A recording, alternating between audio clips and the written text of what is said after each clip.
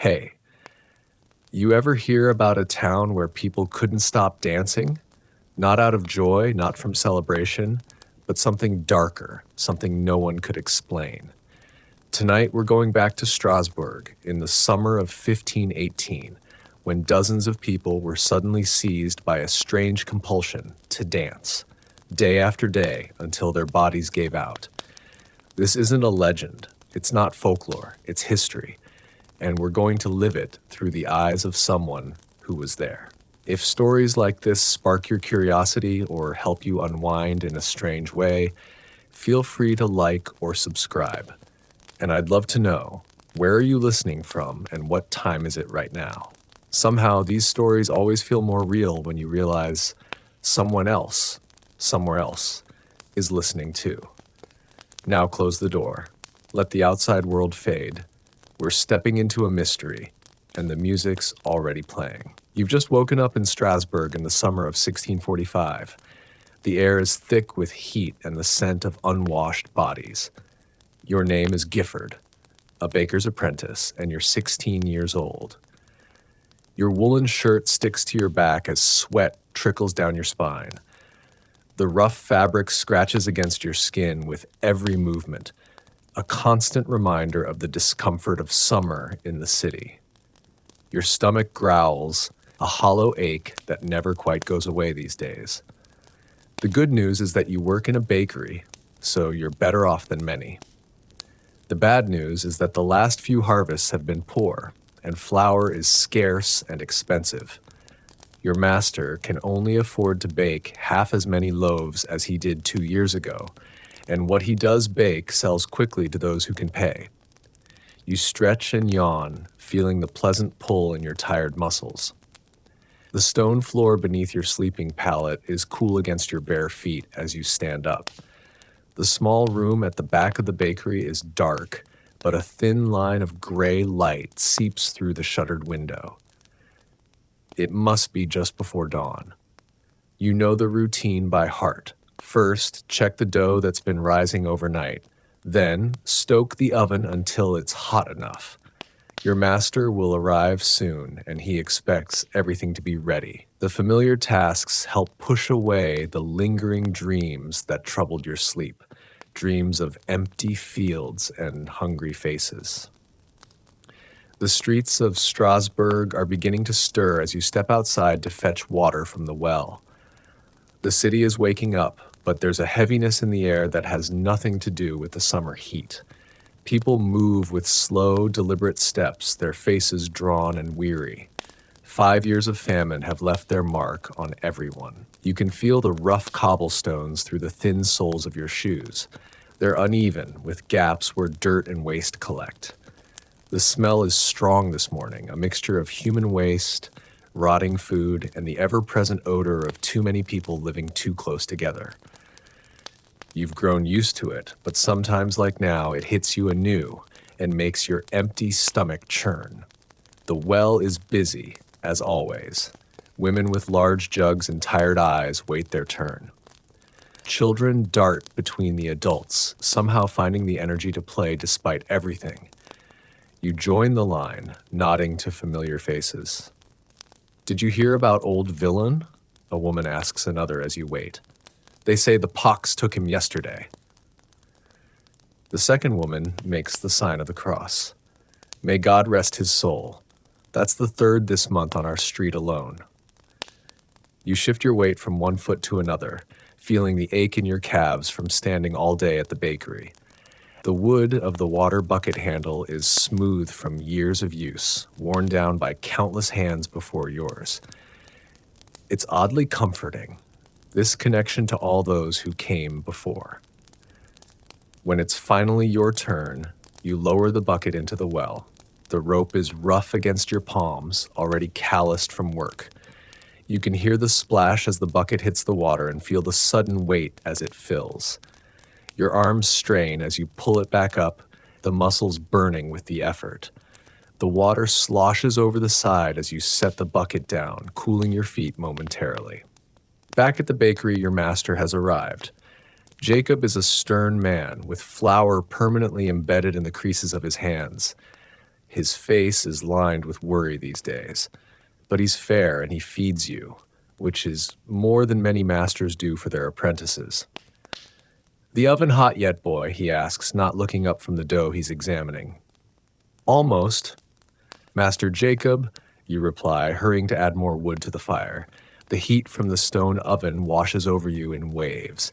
It makes the summer day even more unbearable, but it's a necessary discomfort. You've learned to welcome the sweat that drips from your forehead and the constant thirst that parches your throat.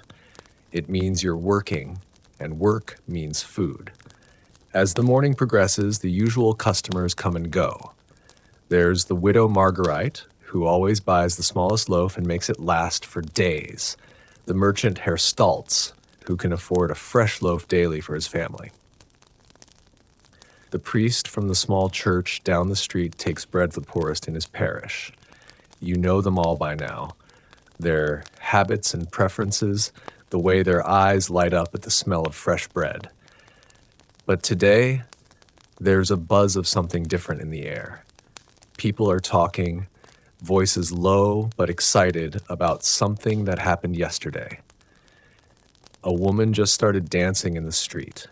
You overhear a customer telling Master Jacob, right out there on Rudentel, dancing like she was possessed. They say she wouldn't stop no matter what her husband did.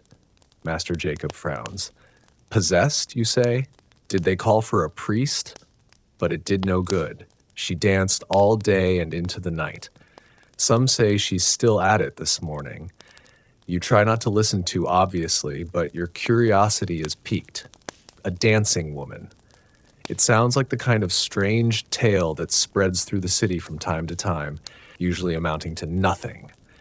But there's something in the way people are talking about it. A mixture of fear and fascination that makes this feel different. By midday, the bakery is quiet. The day's bread is sold, and Master Jacob sits at the small table calculating figures in his ledger. His face grows more pinched with each number he writes.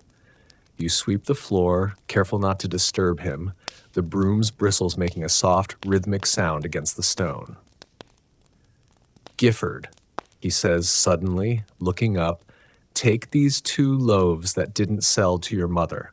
Tell her I said they're day-old, though they're not, and bring back any mending she has for me." You try not to show your surprise or gratitude. Master Jacob rarely gives away bread, even when it truly is a day old. He must know how your family struggles since your father died of the sweat last winter. Your mother takes in mending and washing to feed your 3 younger siblings. But it's never quite enough.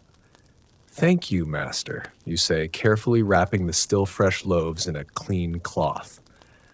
The streets are busier now, filled with the midday bustle of a city at work. Strasbourg sits on the banks of the Rye River, a crucial trading post between the Germanic lands and France. Even in these hard times, commerce continues. Carts laden with goods rumble over the cobblestones. Merchants call out their wares. The guild halls are full of craftsmen, weavers, metalworkers, tanners, each in their own quarter of the city. But as you make your way toward the poorer district where your family lives, you notice a crowd gathered ahead. People are standing in a circle, watching something. The murmur of voices rises and falls like the drone of bees. You clutch the precious bread closer to your chest and consider going around, but curiosity pulls you forward. You edge through the crowd, using your small size to slip between bodies until you can see what everyone is staring at. In the center of the circle is a woman dancing, just as the customer had said. She's middle-aged, her face flushed and streaming with sweat.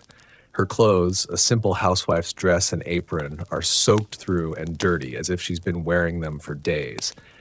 But it's her dancing that holds everyone transfixed. It's not the graceful, measured steps of festival dances or the exuberant movements of celebration. This is something wild and desperate. Her arms flail, her feet stamp and twist. Her head jerks from side to side, and her eyes, that's what strikes you most. Her eyes are open but seem to see nothing. "That's Frau Trofa," someone whispers nearby. Been dancing since yesterday with no music, won't stop, even though her husband begged her. Is she mad? Someone else asks. Cursed, more like, comes the reply. Look at her feet. You look down and feel your stomach lurch. For Tropha's feet are visible beneath the hem of her skirt as she whirls, and they're covered in blood. Her shoes have worn through, and still she dances on the rough cobblestones, leaving smears of red with each step. A man stands at the edge of the circle, his face a mask of anguish. He holds a cup of water, trying to approach the woman, but her wild movements make it impossible to get close. Tropha, please, he calls, his voice breaking. Please stop and drink. You'll die if you don't rest. But the woman, Fra Tropha, doesn't seem to hear him. She continues her frenzied dance, her breath coming in harsh gasps. The crowd watches, both repelled and fascinated. No one knows what to do. You feel a chill despite the summer heat.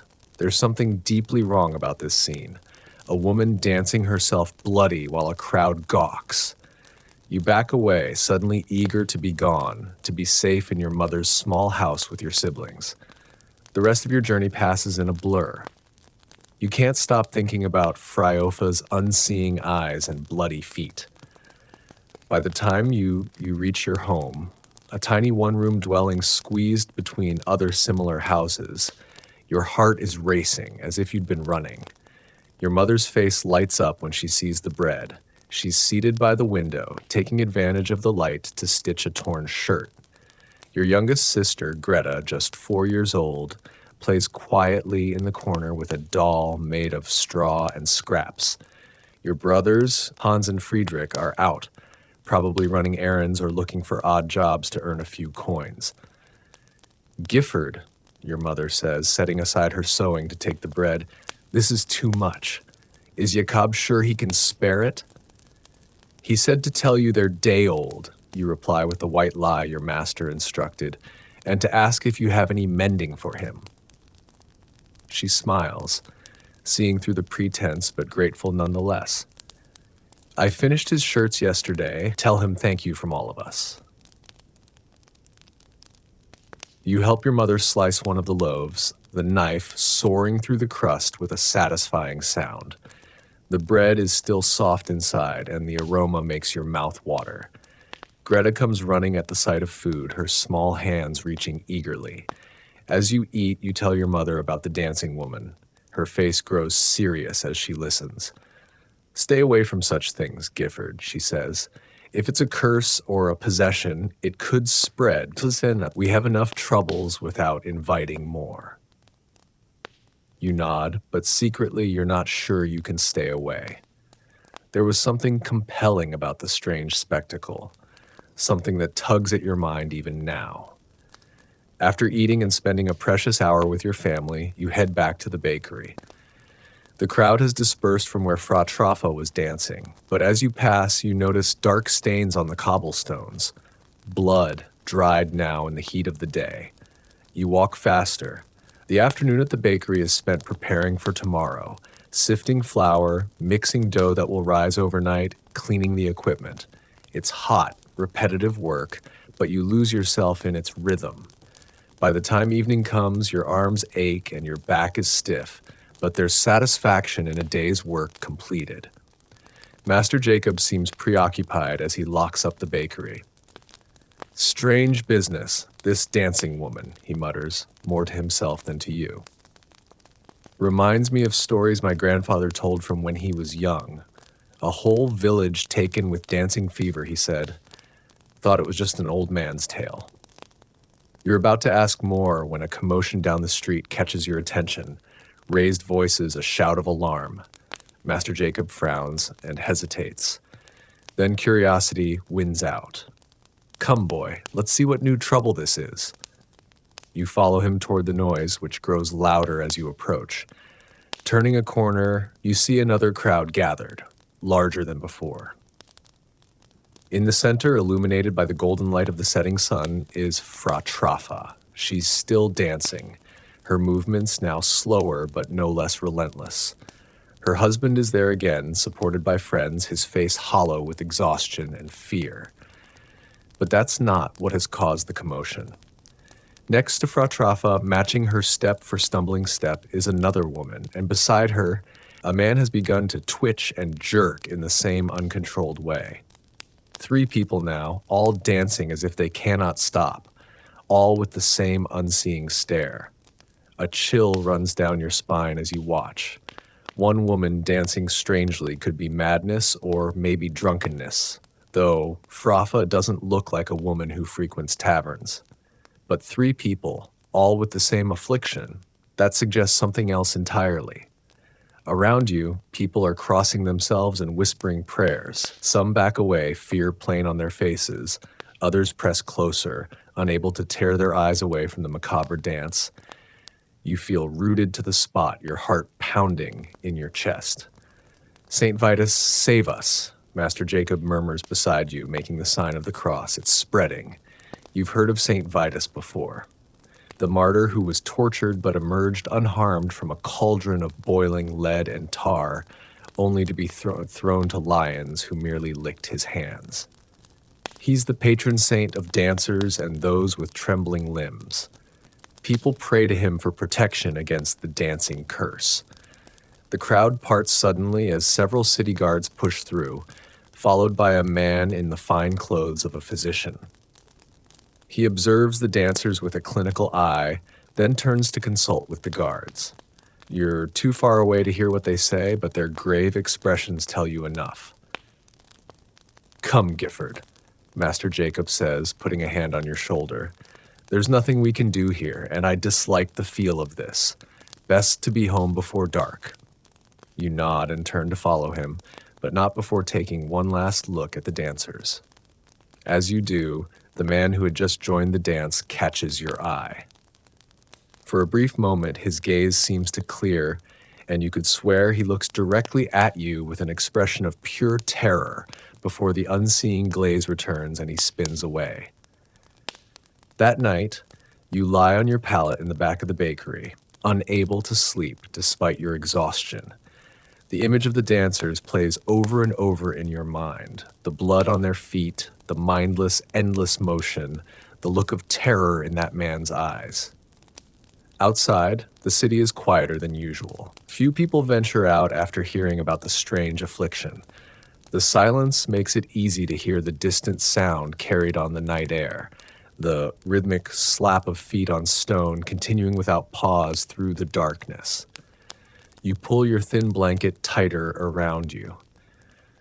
Though the night is warm, the dancing hasn't stopped, and somehow you know with a bone-deep certainty that this is only the beginning of something terrible.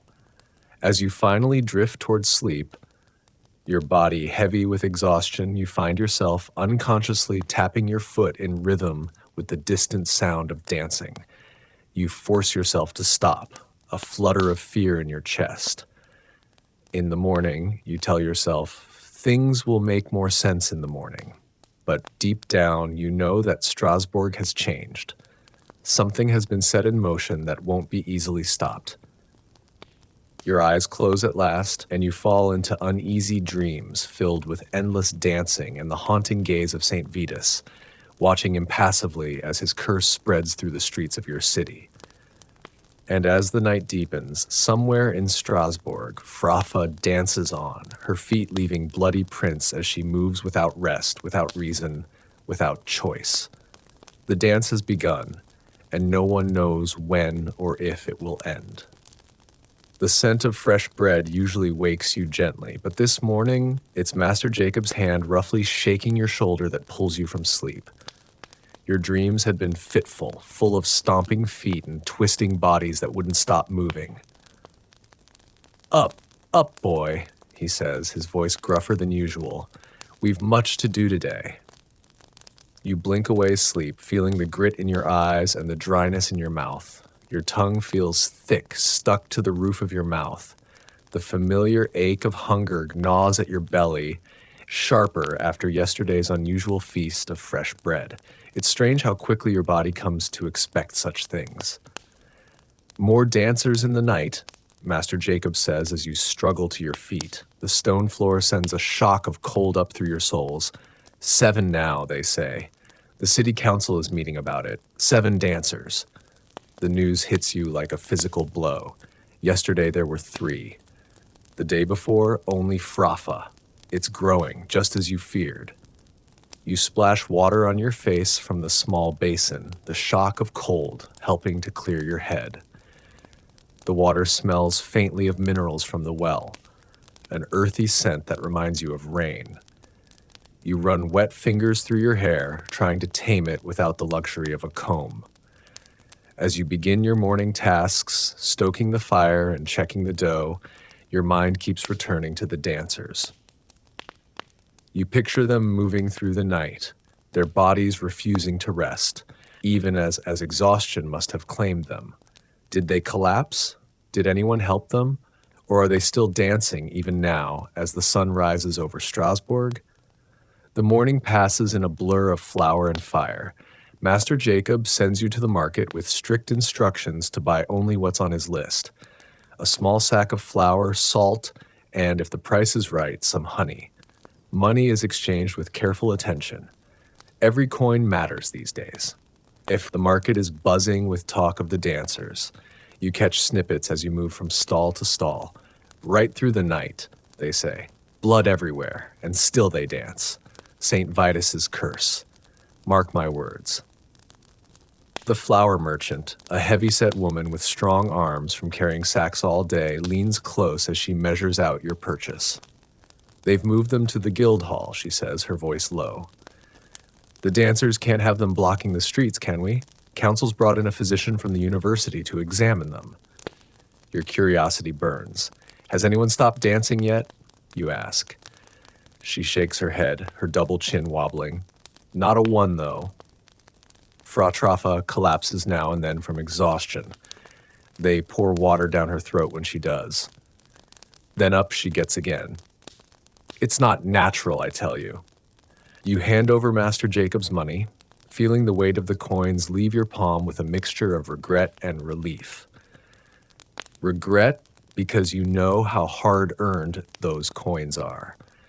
Relief because the transaction is complete without incident. Too many times you've seen merchants suddenly raise their prices when a customer is desperate. The small sack of flour is heavy against your back as you hoist it onto your shoulder. The rough cloth scratches against your neck and fine dust works its way through the weave, making you want to sneeze. Salt and honey are carefully wrapped and tucked into your pocket. Precious commodities not to be risked. On your way back to the bakery, you take a detour past the guild hall. You tell yourself it's not really out of your way, though you know Master Jacob would disapprove of any delay. The building looms ahead, its half-timbered upper floors jutting out over the street, creating deep shadows despite the morning sun. The door stands open and 2 city guards flank the entrance. As you approach, you can hear it. The rhythmic thump and scuff of feet on wooden floors, punctuated by occasional gasps and cries. The sound makes the hair on the back of your neck stand up. One of the guards, a young man not much older than yourself, but with the hardened look of someone who's seen too much, catches you staring. "Move along, boy," he calls. "Nothing for you to see here." But as you hesitate, a woman rushes out of the guild hall, nearly colliding with you. It's Magda, who sells flowers near the cathedral when they're in season. You recognize her instantly. Her sharp features and the birthmark on her cheek are distinctive. Her face is wet with tears, and she's shaking. "My sister," she gasps to the guard who has moved to steady her. "She's in there dancing. Please, can't someone help her? She has 3 little ones at home." The guard's face softens slightly. "The physician is doing what he can, Fra Magda. The council has sent for more help from the next town." Magda notices you then, recognition flashing in her tear-filled eyes. "Gifford, is that you? Your mother does mending for us sometimes." You nod awkwardly, shifting the sack of flour on your shoulder. "Have you seen her?" My sister Agnes slop. She started dancing last night after supper, just stood up from the table and her voice breaks. I haven't been inside, you admit. They won't let me. Magda wipes her eyes with the corner of her apron. It's terrible. They just dance and dance, even as their feet bleed. Agnes' husband carried her here when he couldn't make her stop. Now he's home with the children, and I don't know what to tell them. The guard clears his throat. You should go home, Frau Magda. There's nothing you can do here. We'll send word if there's any change. Magda looks like she might argue, but then her shoulders slump in defeat. She nods and turns away, her steps slow and heavy.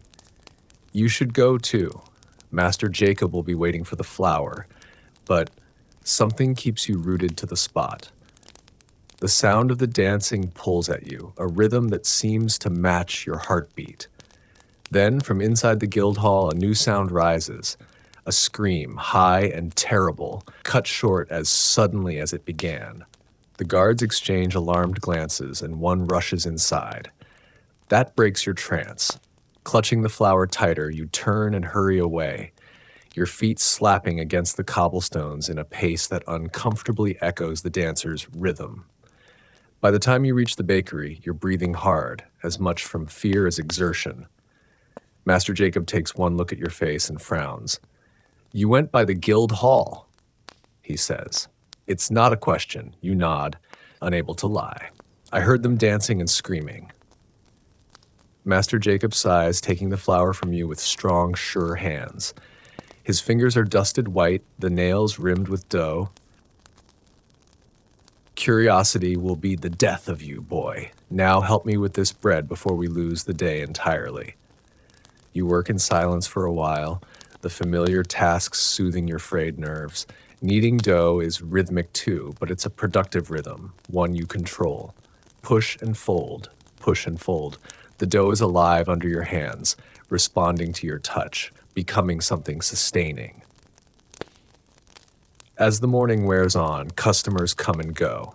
Each brings news of the dancers, like each account slightly different, growing in the telling. 12 dancers now, says the cooper who supplies your barrels. 15, corrects the chandler's wife an hour later. 20 at least, insists the tanner just before noon, his clothes carrying the acrid smell of his trade. And they say 2 have died already, danced until their hearts burst in their chests. Master Jacob, who has been listening with increasing concern, shakes his head. Gossip and fear help no one. Unless you've seen it with your own eyes, guard, perhaps keep such tales to yourself. The tanner looks offended, but he takes his bread and leaves without further comment. When there's a lull in customers, Master Jacob turns to you. Take some bread to the priest at St. Martin's. Ask if he needs anything else. The church should be helping those affected. You're surprised.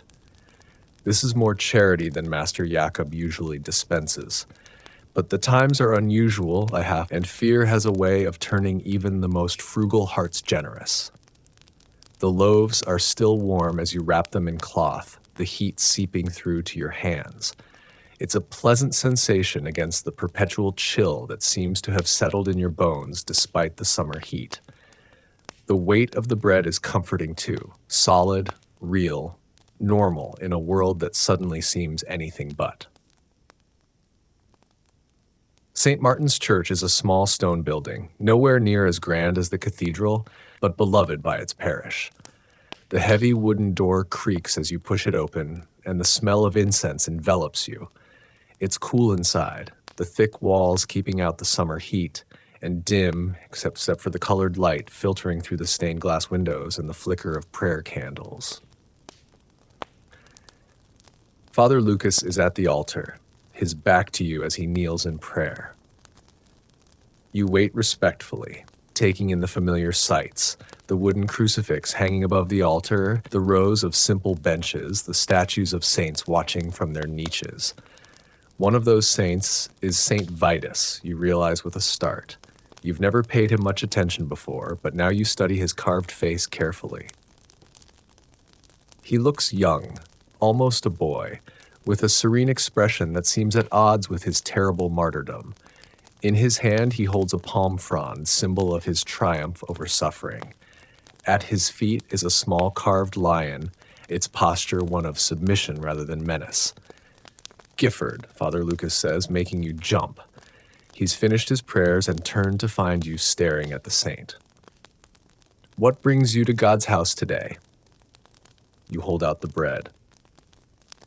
Master Jakob sent these for you, Father, and asks if you need anything else. Father Lucas takes the bread with a nod of thanks. He's a thin man with kind eyes and a perpetually worried expression, made more pronounced today. God bless Jakob for his generosity. These will help feed those who have none. He looks at you more closely, noting your gaze still fixed on St. Vitus. Ah, you're thinking of our current troubles, I see. Is it true, Father? Is St. Vitus punishing the city? Father Lucas sighs, running a hand through his thinning hair. God works in ways we cannot always understand, Gifford. St. Vitus is a powerful intercessor, especially in matters of physical afflictions, but I do not believe he would curse the faithful without cause. Then why are people dancing, you ask? The question that's been burning in your mind, finally finding voice. That, my son, is what we are trying to determine. Come, walk with me. He leads you to a side door and out into a small garden beside the church. Here, herbs grow in neat rows, healing plants that Father Lucas uses to treat his parishioners' ailments. The scent of lavender and rosemary rises in the heat, a clean, sharp smell that clears your head. The city council met this morning, Father Lucas says, stooping to pluck a few leaves of mint. He crushes them between his fingers, releasing their scent, and offers them to you. Chew these. Good for the stomach. You take the leaves gratefully. The fresh, cool taste spreads across your tongue, temporarily banishing the stale taste of fear.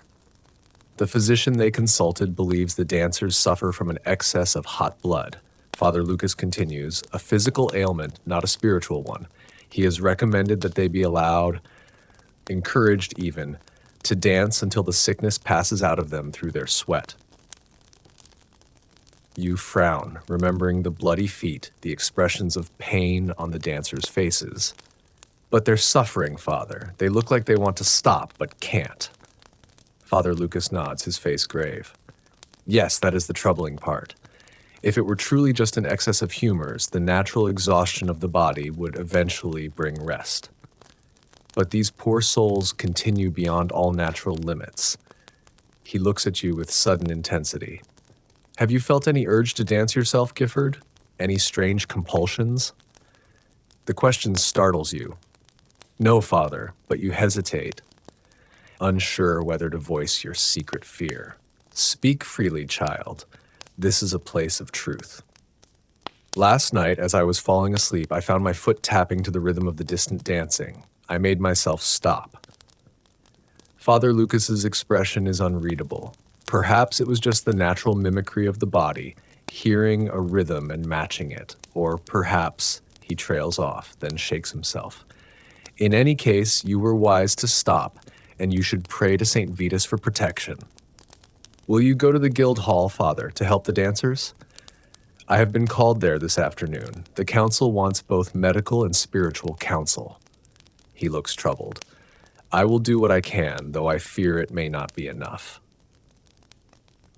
A bell tolls somewhere in the city, marking the hour. Father Lucas straightens. You should return to your master now. Thank him for the bread. And Gifford, he places a hand on your shoulder. Be careful. Stay close to home when you can. And if you feel any strange urges, come to me at once. The gravity of his tone sends a shiver through you, despite the warmth of the day. You nod, swallowing hard. Yes, Father. As you leave the church, the street seems different somehow, the familiar buildings and cobblestones unchanged, yet overlaid with a new sense of menace. You find yourself watching the people you pass more carefully, looking for signs of the strange affliction, a twitching foot, an odd gesture, an unseeing stare. The bakery is busy when you return, a line of customers stretching out the door. It seems the whole city wants bread today, as if stocking up for a siege. You slip in through the back and immediately set to work, helping Master Jacob serve the anxious crowd. 23 dancers now, you hear as you hand a loaf to the blacksmith's wife. And the guild hall is full. They're building a stage in the market square, says another customer, going to bring in musicians to play for the dancers. Musicians? Master Jacob interrupts, pausing in his counting of coins. What good will that do? The physician says it will help them dance better, help the sickness pass through them faster, explains the chandler, who's waiting his turn. The council has approved the expense. Master Jacob shakes his head in disbelief. So instead of stopping this madness, they're encouraging it. God help us all. The afternoon wears on. And finally, the rush of customers ebbs. Your arms ache from lifting loaves, your feet from standing all day. But it's a good kind of tired, the satisfaction of work completed, of being useful. As Master Jacob counts the day's earnings, a grim smile crosses his face. Best day of business in months, he admits. Fear makes people hungry, it seems. He looks at you, his expression softening slightly. You worked well today, Gifford. Here. He presses a small coin into your palm. For your mother. The metal is cool against your skin, the weight of it meaningful. It's not much, but it will help buy food for your siblings. You close your fingers around it, feeling a surge of gratitude. Thank you, Master. He nods, already turning back to his accounts. Go home now. It's getting late, and the streets aren't safe after dark, not with this dancing sickness about. The sun is indeed sinking lower, casting long shadows between the buildings. You tuck the coin securely into your shoe, the safest place to carry money in the poorer districts, and head out, a small loaf of bread hidden under your shirt for your family. The streets are quieter than usual for this time of day. Normally, people would be finishing their work, heading to taverns or home for the evening meal. But fear has driven many indoors early. Those who are out walk quickly, eyes darting nervously, giving the market square a wide berth. You can hear it before you see it. The sound of music drifting through the early evening air. Not the usual tavern songs or the chants from the cathedral, but something wilder, faster, designed to match the frenzied pace of the dancers. Despite Master Jacob's warning, despite your own better judgment, you find your feet turning toward the sound. Just a quick look, you tell yourself, just to see if the rumors are true. The market square has been transformed. A wooden stage dominates the center, surrounded by a barrier to keep spectators back. Upon it, a sight that steals your breath. At least 24 people dancing in a chaotic, exhausted frenzy. Some move in jerky circles, some stamp back and forth, but all share the same mindless quality, the same expression of distress mixed with blank detachment. Musicians stand at the edge of the stage, playing furiously on pipes and drums. The music is relentless, matching the tempo of the dancers rather than setting it. City guards stand watch, their faces grim, and around the barrier, a crowd has gathered, some watching in horrified fascination, others on their knees in prayer, still others calling out to loved ones trapped in the endless dance. You scan the dancers, recognizing some. There's Agnes, Magda's sister, her hair come loose from its usual neat bun, her dress torn at the hem. There's old Heinrich the Cooper, his substantial belly heaving with each labored breath. And there, at the far end, barely staying upright, is Fra Traffa herself. She looks like a walking corpse, her face gray with exhaustion, moving now through sheer compulsion rather than any remaining strength. As you watch, a young woman in the front row of spectators suddenly stiffens. Her hands rise to her throat, her eyes widen in panic. And then, to gasps of horror from those around her, she begins to twitch and jerk. Before anyone can stop her, she's climbing over the barrier, joining the macabre dance on the stage, her movements already taking on the same mindless quality as the others. A man, her husband perhaps, cries out and tries to follow, but guards hold him back. His anguished wail cuts through even the music and the constant thump of dancing feet. The crowd ripples with fear. Some back away quickly, making the sign of the cross. Others press closer, morbidly fascinated. You stand frozen, unable to look away from the newest victim as she surrenders to the inexplicable compulsion. Then someone jostles you from behind, breaking your trance. A hand grasps your arm, and you turn to find your brother, Friedrich, his young face tight with worry. "Gifford, what are you doing here?" "Mother sent me to find you. She was worried when you didn't come home." Relief washes over you at the sight of his familiar face. "I'm sorry, I just wanted to see." Friedrich glances at the stage, then quickly away, as if afraid to look too long. "It's not safe. People are saying it spreads through watching. Come on, let's go home."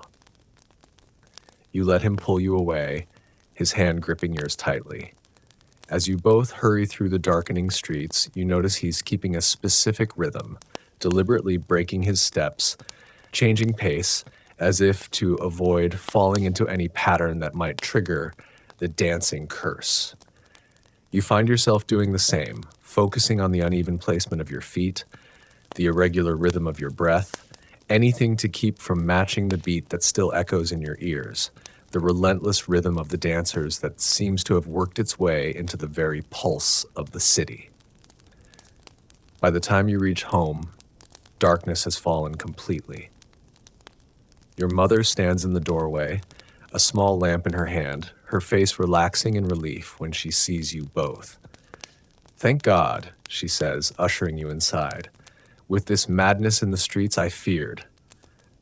She doesn't finish the thought. She doesn't need to. The fear is there in the tight line of her mouth, in the way she bars the door behind you with more care than usual. Inside, Greta is already asleep in the corner, curled up with her straw doll. Hans sits by the dying fire, whittling a small piece of wood.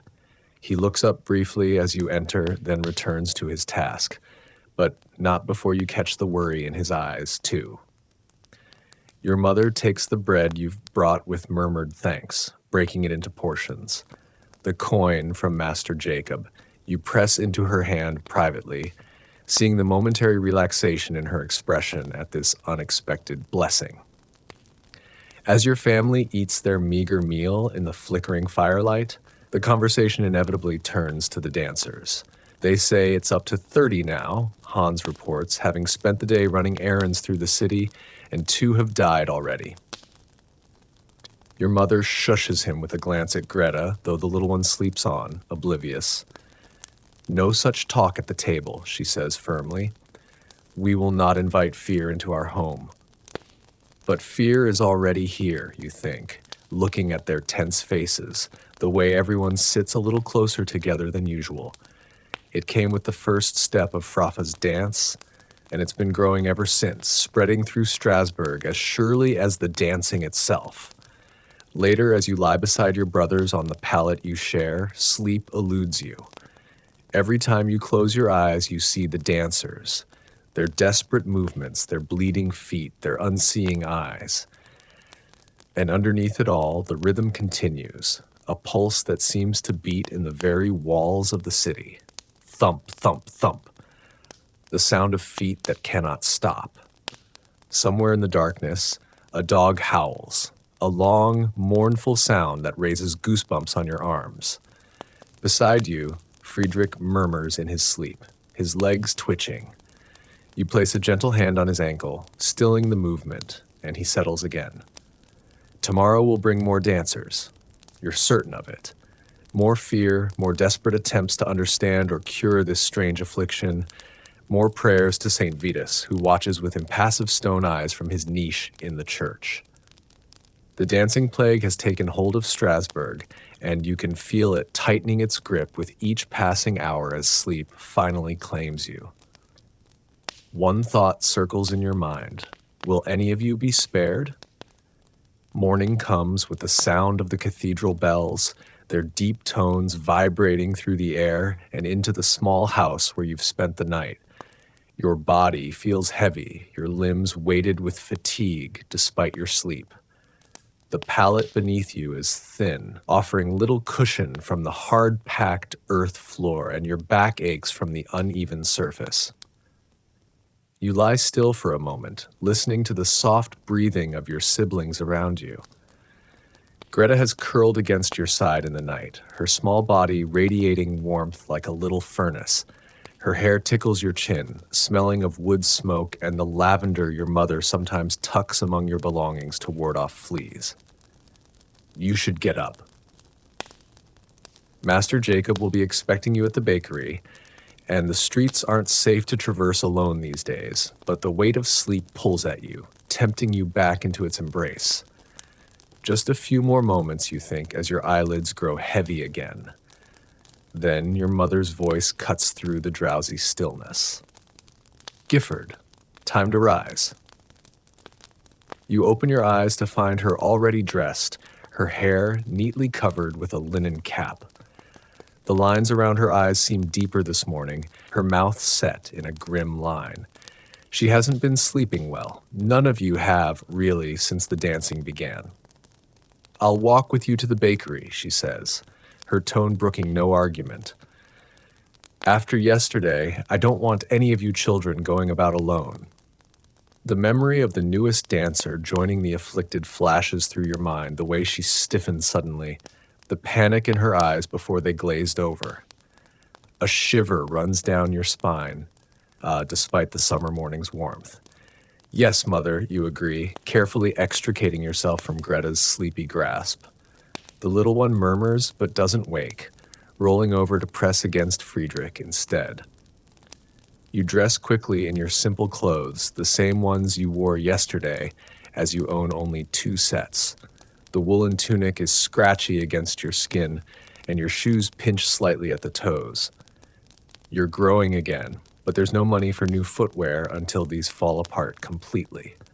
Outside, the streets are unusually quiet for dawn. Normally, Strasbourg would be stirring to life. Bakers like Master Jacob firing their ovens, merchants setting up their stalls, apprentices and servants hurrying about their morning errands. But today, doors remain shut, windows tightly shuttered. Only a few people move furtively along the cobblestones, heads down, walking with the same deliberate irregularity you and Friedrich adopted last night. How many dancers now? You ask your mother as you pick your way toward the bakery. The morning dew has made the cobblestones slick, and you tread carefully to avoid slipping. Your mother shakes her head. I heard 40 from Widow Girder last night, but who knows what's true anymore? People speak of little else, and the story grows with each telling. 40 dancers. The number seems impossible, yet you don't doubt it. Not after what you've seen. As you approach the main market street, you become aware of a distant sound, the now familiar rhythm of stamping feet and the wheezing notes of pipes. The musicians are still playing, even at this early hour, which means the dancers are still dancing. Your mother tenses, her hand gripping your arm tightly. We'll go around, she says, pulling you down a side street. The narrow passage is dank, the buildings on either side blocking the morning sun. The smell of waste and rotting food is stronger here, making your empty stomach churn. The detour adds time to your journey, but eventually you reach the bakery. Master Jacob is already there, his face haggard as if he hasn't slept. The fire in the oven is burning hot, filling the room with welcome warmth and the comforting smell of baking bread. Mistress Bauer, he greets your mother with a respectful nod. Thank you for bringing the boy. These are strange times. They are indeed, your mother agrees. Will you be needing him late today? I'd rather he wasn't on the streets after dark. Master Jacob shakes his head. I'll send him home by mid-afternoon. There's not much flour left anyway. He hesitates, then adds, You're welcome to take some bread for your family. I'm baking extra today. The council has ordered loaves for the dancers. They must eat, even if they cannot stop to do so properly. Your mother's face softens with gratitude. Thank you, Jacob. God will remember your kindness in these troubled times. After she leaves, you and Master Jacob fall into your usual routine, though there's a tension in the air that wasn't there before. You're both careful in your movements, deliberate in breaking any rhythm that might emerge in your work. Even the kneading of dough, usually a steady, meditative task, is performed with irregular presses and folds.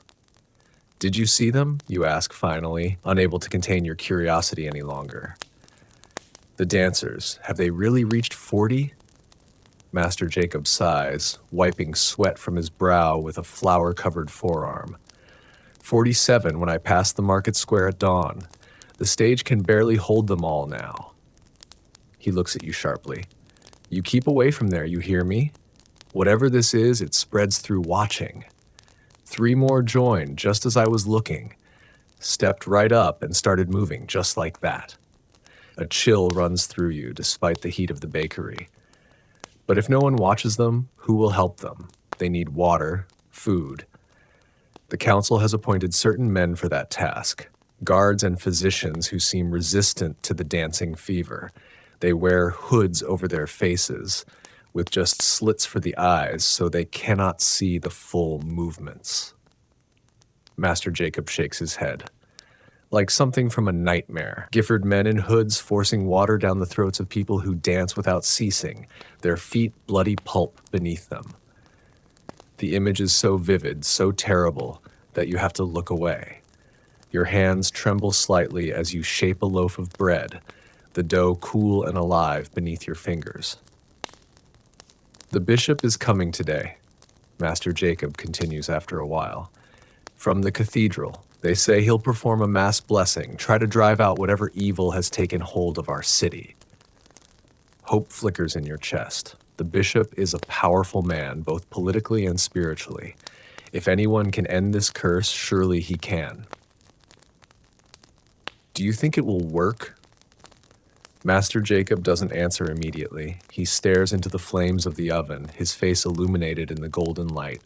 I pray it does, he says finally, but I fear this sickness goes beyond our understanding. Even the learned physicians seem at a loss. The morning passes in relative quiet. Few customers come to the bakery.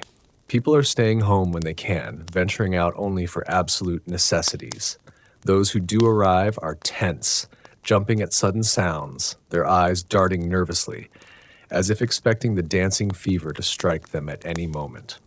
Around midday, as you're loading freshly baked loaves into baskets for delivery to the market square, a commotion outside draws your attention.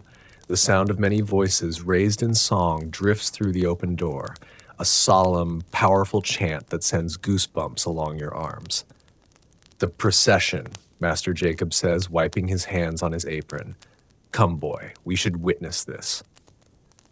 You follow him outside, blinking in the sudden brightness after the dimness of the bakery.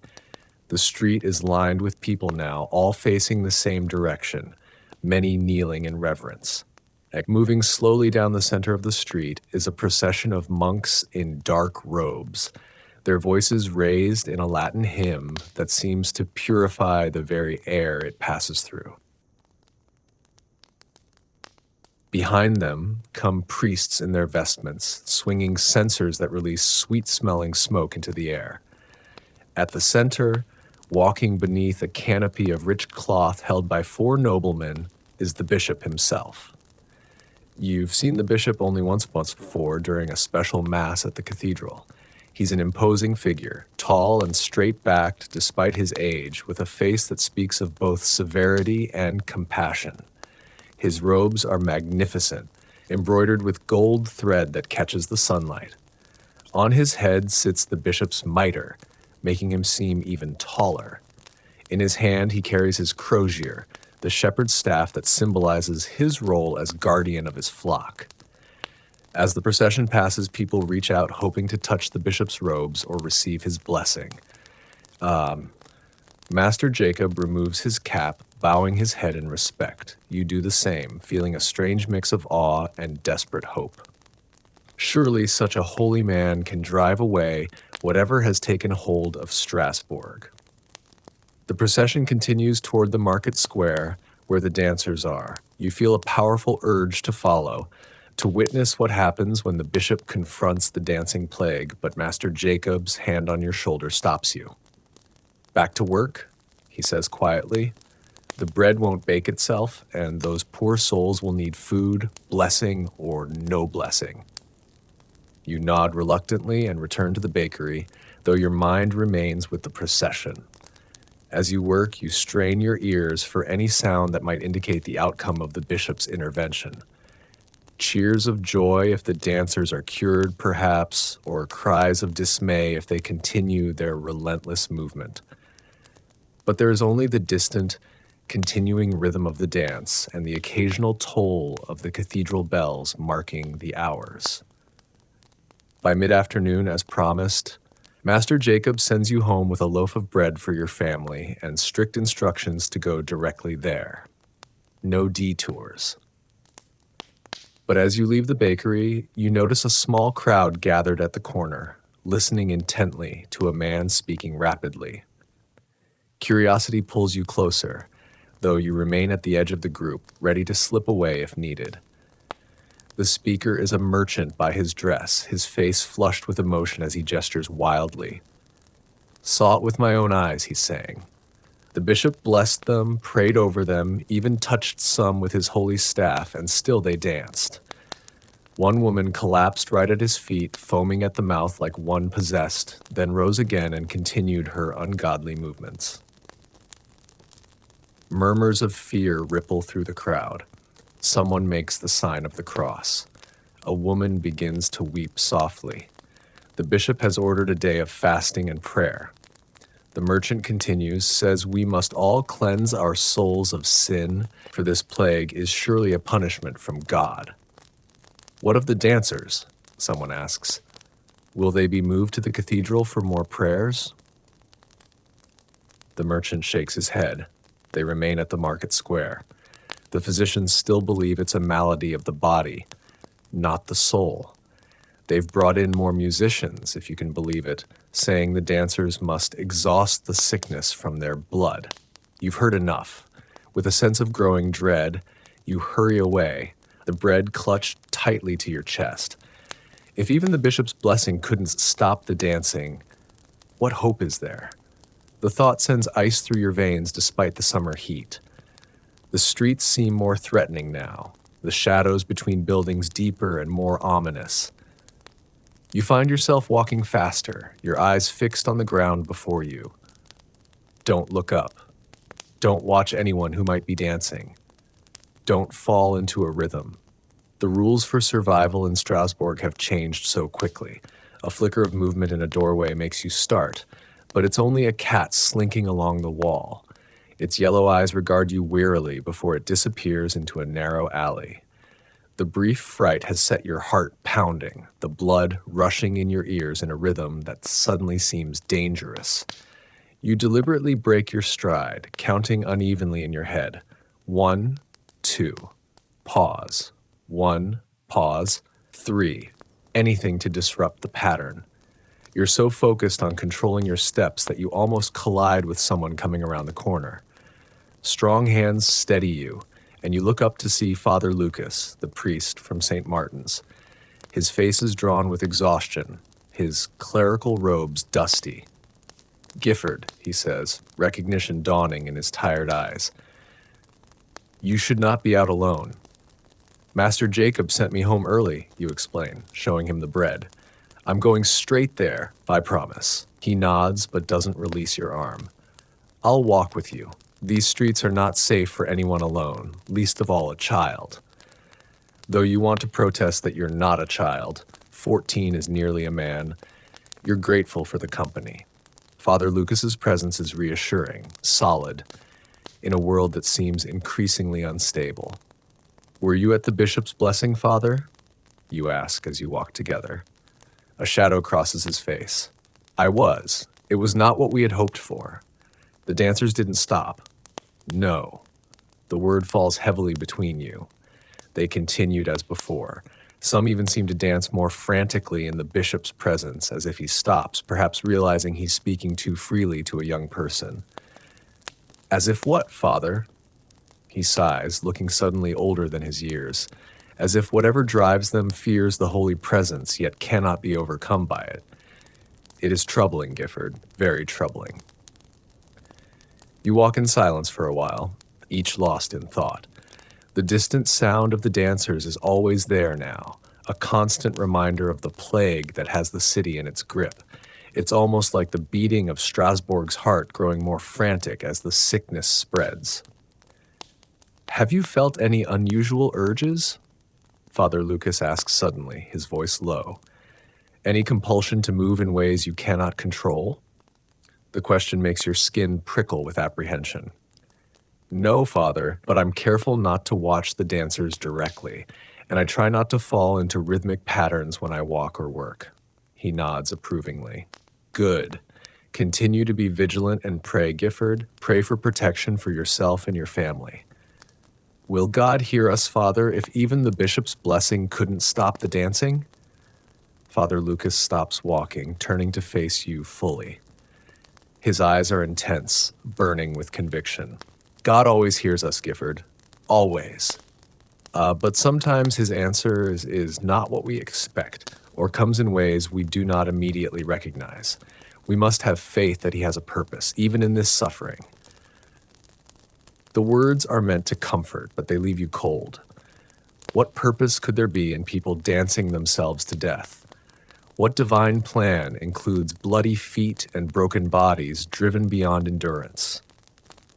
Before you can respond, a shout from nearby breaks the moment.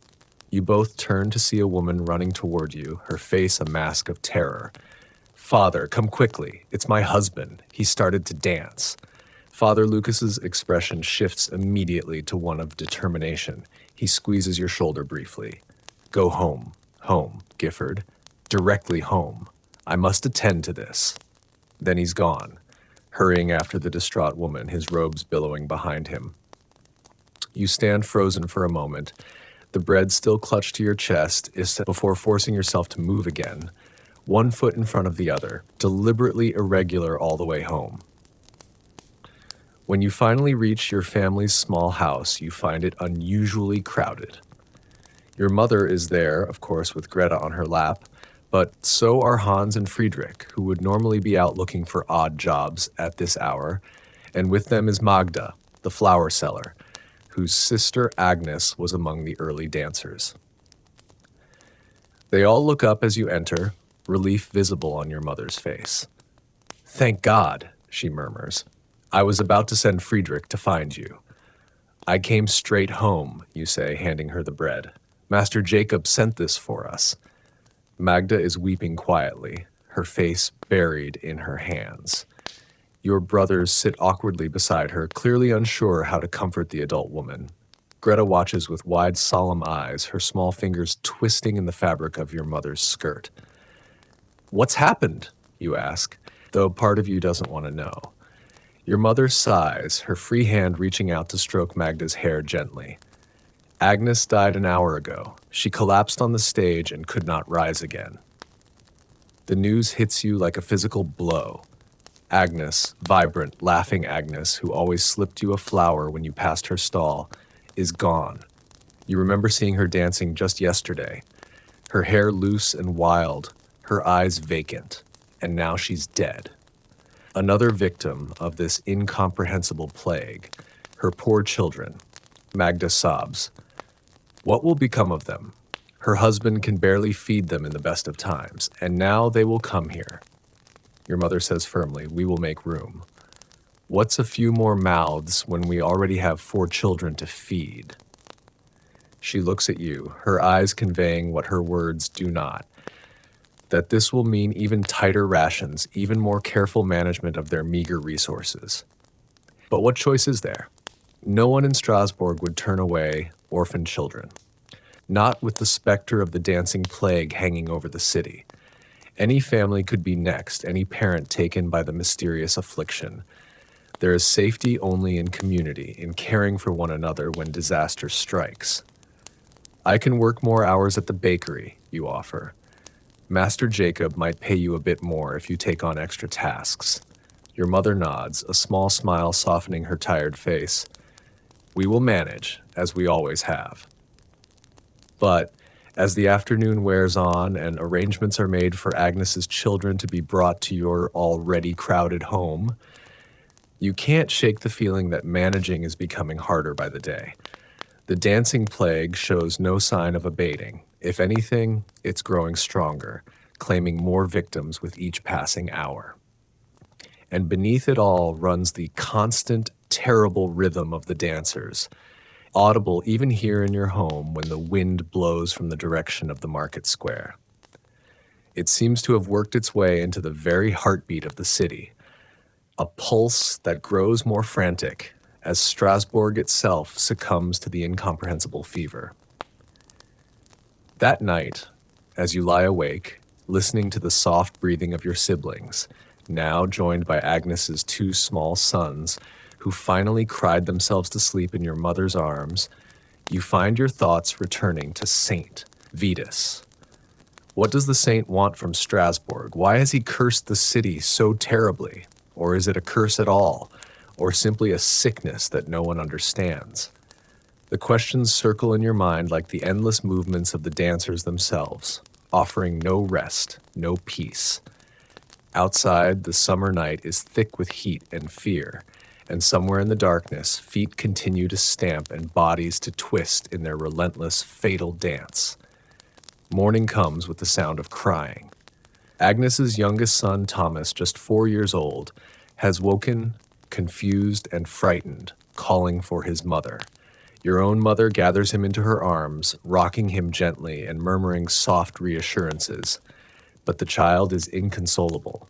His small body heaves with sobs that seem too big for his tiny frame. You lie still on your pallet, watching through half-closed eyes. Thomas's older brother Lucas, named for Father Lucas, who baptized him, sleeps on, exhaustion keeping him in the merciful embrace of unconsciousness. At 6, he understands more than his brother, understands that his mother is gone and won't be coming back. Perhaps that knowledge is what drove him to such deep sleep, a temporary escape from the unbearable reality. The small house feels impossibly crowded now. Where there were 6 of you before, mother, yourself, Friedrich, Hans, and Greta, there are now 8. 8 bodies breathing the same air, needing the same scarce food, competing for the same limited space. You don't resent the children. How could you? Their hollow-eyed grief is too raw, too real. But you can't help wondering how your family will manage in the days ahead. Quietly, so as not to disturb the others, you rise and dress. The floor is cool beneath your bare feet, a momentary relief from the oppressive heat that builds with each summer day. Your mother looks up as you move, Thomas still crying softly against her shoulder. Master Jacob will be expecting me, you whisper, though what you really want is to stay, to help somehow with this new burden your family has taken on. Your mother nods, understanding in her tired eyes. Be careful, Gifford. Come straight home when you're done. The warning is unnecessary. Where else would you go in a city gripped by dancing madness? But you nod anyway, reaching out to touch Thomas's small head gently before you leave. His hair is soft and fine under your fingers, damp with the sweat of his distress. Outside, the early morning air is already thick with heat and the promise of another sweltering day. The streets are quieter than they should be.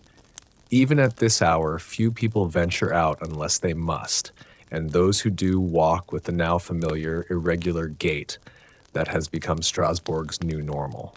Avoid rhythm. Avoid patterns. Avoid the curse that turns ordinary people into frenzied dancers. The bakery is dark when you arrive. No smoke rising from the chimney, no scent of fresh bread in the air. You hesitate, confusion mingling with a flicker of alarm. Master Jacob is always here before dawn, the fire already roaring in the oven. The day's first batch of dough already rising. You've never once beaten him to the bakery in all your years as his apprentice. You knock on the door, softly at first, then with more urgency when there's no response.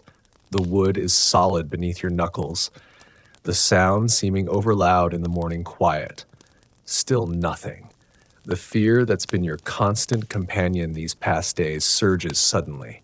What if Master Jacob has succumbed to the dancing plague? What if he's at this moment on the stage in the market square, his body moving in the same mindless frenzy that claimed Agnes's life? You try the door, finding it unlocked. Inside, the bakery is cool and silent, the oven cold, the worktops empty of the usual trays of dough. You call out, your voice small in the stillness. Master Jacob? A sound from the back room makes you jump, a low groan, followed by a bout of harsh coughing. You hurry toward it, dread and hope warring in your chest. Master Jacob lies on his pallet in the small room where he sleeps, his robust frame diminished somehow, his face flushed with fever. Relief floods through you, not the dancing plague then, just ordinary illness. But the relief is short-lived as you take in his labored breathing, the sweat that soaks his nightshirt. Master Jacob, you say, kneeling beside him. Are you ill? Shall I fetch a physician? His eyes open, fever bright but aware. Gifford, he croaks, his voice rough. No physician, just water. You hurry to bring him a cup, supporting his head as he drinks greedily. The water dribbles down his chin, dampening the collar of his shirt. When he's finished, he falls back, exhausted by even this small effort. Not the dancing, he says, seeming to read your thoughts, just fever. Been coming on for days. He coughs again, the sound rattling deep in his chest. No bread today, no flour anyway, no bread. The words hit you with surprising force. No bread means no income for you. No food to bring home to your family. That now includes 2 more hungry children. And no bread for the city either, for the dancers who need sustenance even as they move without ceasing.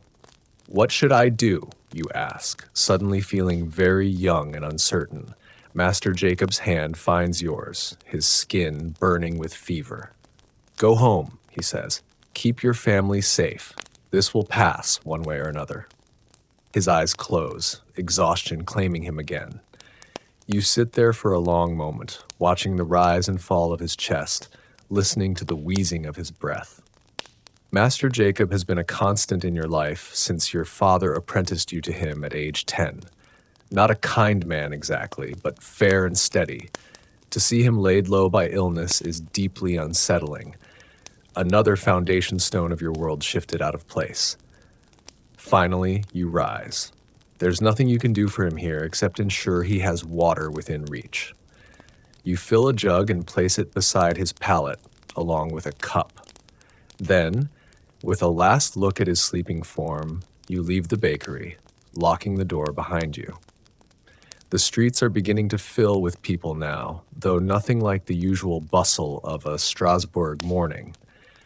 You notice more city guards than normal, their hands never far from their weapons, their eyes watchful.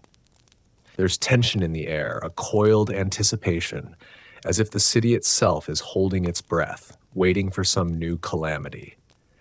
As you pass the entrance to the market square, you can't help but look. The dancing continues. Of course, it never stops. But the wooden stage that was built to contain the dancers is now overflowing. You count quickly. 60, perhaps 70 people now move in that terrible, mindless frenzy. Some have clearly been dancing for days. Their movements sluggish with exhaustion, their feet leaving bloody smears on the wood. Others are fresher, their steps more energetic, having joined the macabre dance more recently. Around the stage, a barrier of guards keeps the curious at bay. They wear the hoods Master Jacob described, cloth coverings with narrow slits for the eyes designed to prevent them from seeing the full movements of the dancers and thus being infected by the curse. It makes them look inhuman, faceless sentinels guarding the boundary between the afflicted and the still healthy. You should turn away. You know this. Every instinct tells you to avert your eyes, to walk quickly past without watching. But something holds you transfixed. The sheer scale of the calamity, perhaps, or the terrible fascination of seeing ordinary people transformed into something so other. One of the hooded guards notices you're staring and moves toward you, hand raised in warning. "Move along, boy," he calls, voice muffled by the cloth. "No watching unless you want to join them." The admonition breaks your trance, and you hurry away, heart pounding. As you do, you catch a glimpse of someone you recognize among the newest dancers. The Chandler, who came to the bakery just days ago, speaking of musicians and stages. Now he's on that stage himself, his substantial body heaving with exertion, his face a mask of exhausted misery. It could have been you think, a cold shiver running down your spine despite the summer heat. If you'd watched too long, let the rhythm catch you.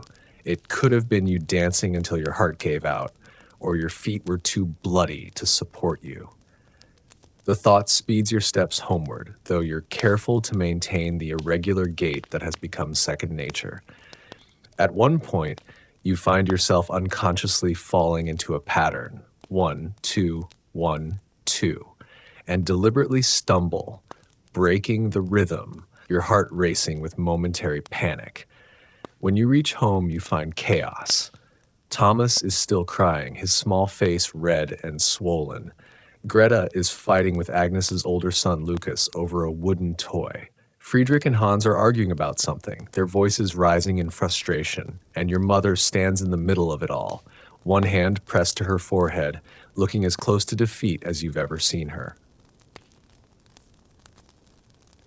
"Master Jacob is ill," you announce, raising your voice to be heard over the din.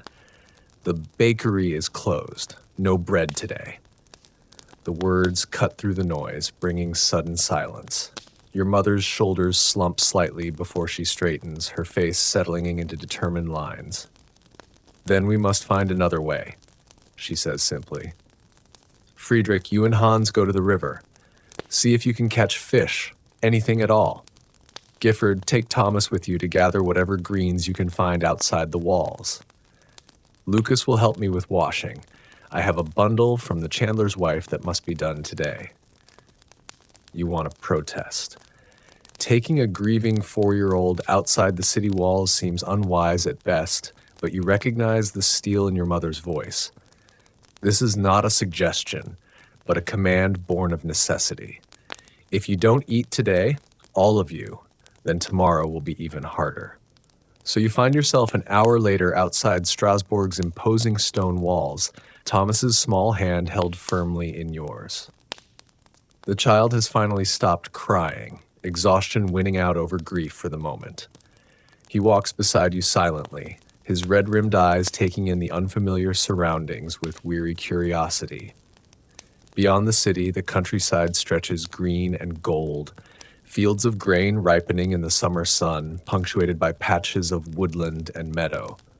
It's peaceful here, the air cleaner than in the crowded streets of Strasbourg. The only sounds, the buzz of insects and the distant call of birds. You can almost forget the horror that grips the city, the endless dancing and the mounting death toll. Almost, but not quite.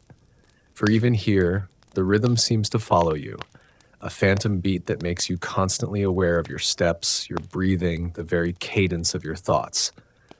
"Are there bears?" Thomas asks suddenly, his small voice startling in the quiet. You squeeze his hand reassuringly. "No bears, you promise. Just rabbits and birds, and maybe some deer if we're lucky." "Mama said bears eat bad children," he says matter-of-factly, and your heart twists at the casual mention of his mother. Gone now, forever. "Your mama was just trying to keep you safe," you say carefully. "But there are no bears here, I promise. And you're not a bad child." He seems satisfied with this, falling silent again as you lead him toward a meadow where you know dandelions and wild onions grow. These aren't choice foods, but they'll fill empty bellies when there's nothing else. The meadow is a riot of summer color. Yellow dandelions, purple clover, white daisies, and a dozen other wildflowers you can't name. Bees move lazily from bloom to bloom, their buzzing, a gentle counterpoint to the rustling of grass in the light breeze.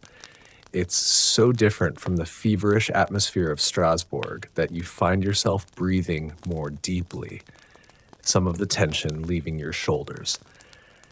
You show Thomas how to dig for dandelion roots, how to tell which plants are edible and which might make you sick. He's a quick learner. His small fingers soon dirt-stained as he helps fill the sack you brought. The simple, repetitive task seems to soothe him, giving his grief-muddled mind something concrete to focus on. As you work, you find yourself talking about the plants, about the insects that buzz around you, about anything except what's happening in the city behind you. Thomas listens with the intense focus young children can bring to bear, occasionally asking questions that reveal a sharp mind behind his tear-swollen eyes. Why do people dance until they die? He asks suddenly, the non sequitur catching you off guard. You hesitate, unsure how to explain something you don't understand yourself. Some sicknesses affect the body in strange ways, you say finally, like when you have a fever and your teeth chatter even though you feel hot. Thomas considers this, his small brow furrowed in concentration. But Mamar wasn't sick. She was fine, and then she just started dancing. I know, you say softly, reaching out to stroke his hair as you'd seen your mother do. Sometimes sicknesses come on very suddenly. Will I get sick too? Will I dance like Mama? The fear in his voice makes your throat tight. No, you say with more certainty than you feel. You're safe with us. We'll take care of you. He nods, seemingly reassured, and returns to digging up dandelions. But the question lingers in the air between you, unanswerable in its terrible simplicity. Will more people dance? Will you? Will anyone in Strasbourg be spared this incomprehensible plague? By the time the sun is high overhead, your sack is full of dandelion roots, wild onions, and a handful of early berries found at the edge of the woods. Not much for 8 people, but better than nothing. Thomas is tired now, his small face streaked with dirt, his steps dragging as you turn back toward the city. The walls of Strasbourg loom ahead, solid and imposing, a barrier between the peaceful countryside and the city gripped by dancing madness. You feel a strange reluctance to return, a fleeting wish that you could stay out here with Thomas, away from the terror and uncertainty that wait within those walls. But your family needs you, and the food you've gathered. And Thomas needs the comfort of your mother's arms, the distraction of Greta's games, the sense of security that comes from being part of a family, however hastily assembled. As you approach the city gate, you notice an unusual number of people coming out, families with carts piled high with belongings, merchants with their goods hastily packed, even a few nobles on horseback, their fine clothes incongruous outside the city walls. They're leaving, says a voice beside you, and you turn to find a man you vaguely recognize. A Quaper, you think, though you don't know his name, fleeing the dancing sickness while they still can. Where will they go? You ask, tightening your grip on Thomas's hand instinctively. The man shrugs. Wherever will take them. The next town, if they're not already turning people away. The countryside, if they have kin there. He eyes your sack of foraged food. You'd be wise to do the same, boy. Take that little one and run. This city is cursed. The suggestion sends a jolt through you. Leave Strasbourg. Leave your mother, your siblings, the only home you've ever known. The idea is both terrifying and strangely tempting. A chance to escape the rhythm that haunts your days and nights. The constant fear of joining the dancers. But you know you won't go. Couldn't go, even if you wanted to. Your family is here, and whatever fate awaits Strasbourg, you'll face it together. We'll be fine, you tell the cooper with more confidence than you feel. The bishop is praying for the city. The plague will pass. The man's laugh is harsh without humor. Pray all you want, boy, but I've seen 3 die just this morning. Danced until their hearts burst in their chests. No prayer stopped them. No physician saved them. He shakes his head, already moving away. This city is damned. You hurry through the gate, pulling Thomas along more roughly than you intend. The Cooper's words echo in your mind, feeding the fear that's become your constant companion. Is he right? Is Strasbourg beyond saving? Inside the walls, the city seems changed somehow, though you can't immediately identify how. Then it hits you. The noise. Usually, Strasbourg at midday is a cacophony of sounds. Vendors calling their wares, animals braying, the clang of the blacksmith's hammer, the chatter of people going about their business. But now there's a strange, hushed quality to the streets, as if the entire city is holding its breath. Except, of course, for the dancers. Their rhythm continues, a constant background to everything else, like the beating of the city's fevered heart. You hurry home, Thomas stumbling to keep up with your longer strides. The familiar streets seem alien now, threatening rather than comforting. Every person you pass is a potential danger, not through any malice of their own, but because they might, at any moment, be seized by the dancing frenzy and pull you into their curse. When you finally reach your family's small house, relief washes over you. Friedrich and Hans are already back, a string of small fish, barely more than minnows, their contribution to the day's meal. Your mother has finished her washing, the chandler's wife's linens hanging to dry on lines strung across the cramped space. Greta and Lucas are playing quietly in the corner, some childish game involving pebbles and lines drawn in the dirt floor.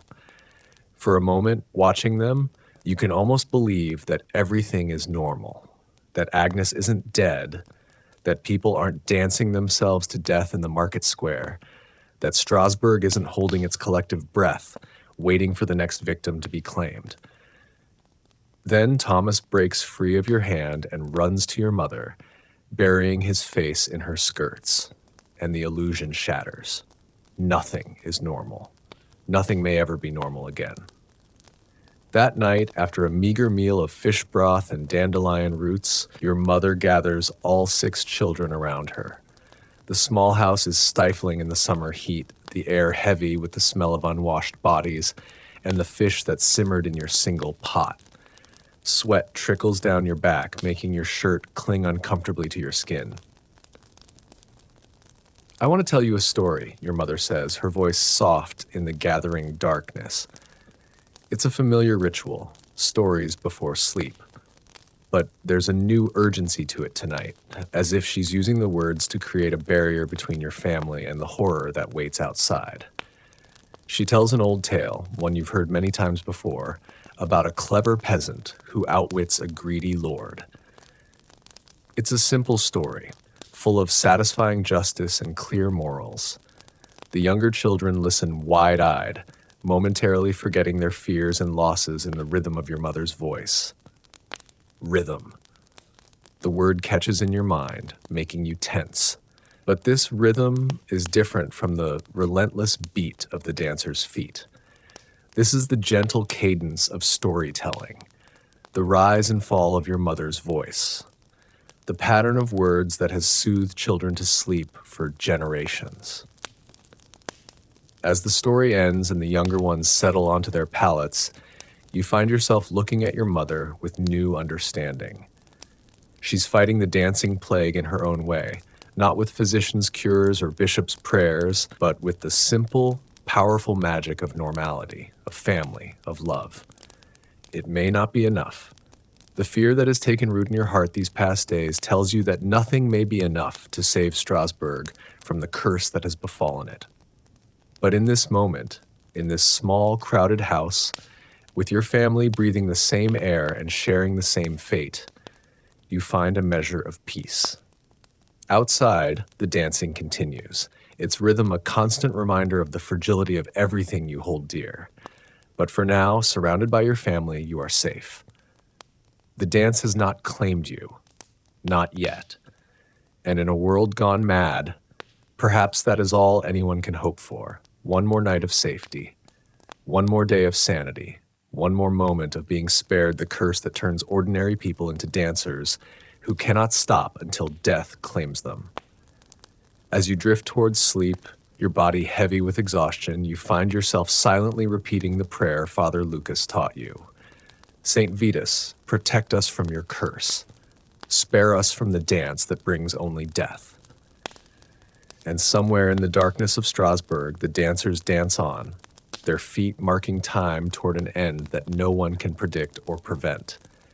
Days blur into one another as August drags on, each sunrise bringing more heat, more fear, more dancers. You've lost track of how many have succumbed to the strange affliction. Perhaps 100 now, perhaps more. The wooden stage in the market square has been expanded twice, and still it cannot contain them all. Your world has contracted to a few safe places. Home, the route to the bakery now reopened as Master Jacob's fever broke, though he remains weak, and occasional foraging trips outside the walls. Everything else feels dangerous, as if the very air of Strasbourg carries the contagion of rhythmic movement. This morning, as you knead dough with careful, irregular motions, Master Jacob watches from his stool by the oven. He's too frail still to do the heavy work, but he insists on overseeing every step of the bread-making process. His once robust frame has been diminished by illness, his clothes hanging loose on his body, his face gaunt, but his eyes are as sharp as ever, missing nothing. The council meets again today, he says, his voice still rougher than normal. Third time this week. You nod, concentrating on breaking the rhythm of your kneading. Push, fold, twist, pause. Push, twist, fold, pause. Never the same pattern twice. It makes the work harder, less efficient. But the alternative is unthinkable. They say the bishop has sent to Rome for guidance, Master Jacob continues. Though what the Pope knows of dancing sickness, I couldn't say. The mention of Rome makes your hands still momentarily. The Pope, God's representative on earth. If anyone has the power to end this curse, surely it would be him. But Rome is far away, many weeks' journey. By the time any response comes, will there be anyone left in Strasbourg, not dancing or dead? More have left the city, you say, instead of voicing these thoughts. I saw 3 families going through the gate yesterday. Master Jacob sighs, the sound ending in a small cough. Those who can go, those who cannot stay and pray, or dance. He shakes his head slowly. Never thought I'd see such a thing in my lifetime. People dancing themselves to death with no music, no joy. There is music now. Of course, the council's hired musicians who play day and night, matching their tempo to the frenzied movements of the dancers. But Master Jacob is right. There's no joy in it. The music feels like a mockery, a feral accompaniment to a city in the grip of madness. The bakery door opens, letting in a blast of hot air and the distant sound of the dancers. A city guard stands there, his uniform disheveled, his face shiny with sweat beneath his helmet. Baker, he addresses Master Jacob without preamble. The council requires bread. 30 loaves as soon as possible for the dancers. Master Jacob frowns. 30? With what flour? The stores are nearly empty, and no new shipments have come in weeks. The guard's face hardens. The council doesn't ask, Baker. It commands 30 loaves. I'll return at noon. He turns to go, then pauses. And Baker, your tax payment is overdue. The council has not forgotten, even in these troubled times. The door closes behind him with a decisive thud, leaving a tense silence in his wake. Master Jacob's face has gone pale, with anger or fear, perhaps both. Taxes, he mutters, as if we aren't all suffering enough. As if there's money to spare when half the city is dancing and the other half is too afraid to leave their homes. You continue kneading, though your mind races. 30 loaves will take nearly all the flour you have left, and without money to buy more, money the bakery hasn't been earning with so few customers, how will you continue after today? Master Jacob seems to read your thoughts. We'll manage, boy. He says with more confidence than his sagging shoulders convey. We always do. The morning passes in a blur of activity. You and Master Jacob work side by side, stretching the dwindling flour supplies as far as they'll go. The heat from the oven is oppressive in the summer air, making sweat pour down your face and back. Your arms ache from kneading, your legs from standing, but there's a comfort in the work, in doing something useful when so much seems hopeless. By noon, the 30 loaves are ready, their golden brown crusts giving off the mouth-watering aroma that usually draws customers from blocks away. Today there are no customers. Only the guard returns as promised with a cart to transport the bread to the dancers. Good, he says, inspecting the loaves with a cursory glance. The council will credit your account. And what will I buy flour with tomorrow? Master Jacob asks, his voice tight. Credit won't feed the city. The guard shrugs, already loading the bread into his cart. Take it up with the council baker. I'm just following orders. When he's gone, Master Jacob sinks onto his stool, suddenly looking every one of his 50-odd years. Close up, he says warily. No point staying open with no flour and no customers. Clur, I could try to find more dandelion roots, you offer, to mix with what flour we have left. It wouldn't taste good, but... Oh no. Master Jacob cuts you off, his voice surprisingly firm. I won't sell such bread. Better to close until we can make proper loaves again. He looks up at you, his eyes softening slightly. Go home, Gifford. Be with your family. These are dark days. The dismissal feels final somehow, more than just for today, as if Master Jacob doesn't expect the bakery to reopen tomorrow, or perhaps ever. The thought sends a chill through you despite the heat. What will you do? You ask, hesitant. A ghost of a smile crosses his face. Survive, boy, same as everyone else. Now go. Outside, the streets are eerily quiet for midday. The few people you pass walk quickly, heads down, avoiding eye contact. Everyone has the same weary look, the same careful, irregular gait. Everyone listens for the rhythm of the dancers and does everything possible to avoid matching it. As you approach the market square, you notice an unusual amount of activity. Not dancers, but city officials and guards gathered in discussion. Curiosity pulls you closer, though you're careful to stay at a distance that won't draw attention. The officials are clustered around a large parchment, gesturing animatedly. You catch fragments of their conversation on the hot, still air. Pilgrimage to the shrine, red shoes blessed with holy oil, only way to appease St. Vitus. A pilgrimage. The word catches your attention. Religious journeys to holy sites are common enough, but usually undertaken voluntarily by the faithful, not organized by city authorities. What shrine are they discussing? And what does it have to do with red shoes? You edge closer, straining to hear more. The cost will be substantial, one official is saying, his fine clothes marking him as a member of the city council. Wagons for those too weak to walk, food for the journey, the shoes themselves. What choice do we have? Another responds, wiping sweat from his brow with a linen handkerchief.